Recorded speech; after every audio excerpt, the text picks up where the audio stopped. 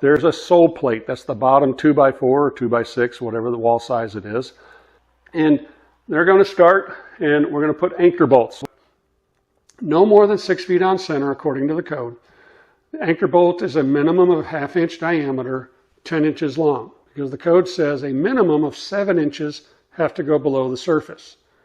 Usually 3 inches of threaded rod is above the surface. That's 1.5 inches for the sole plate and 1.5 inches above to work the nut and washer. They're going to be sticking up about 3 inches. They're going to be in the middle third of the bottom plate. There's going to be a nut and a washer.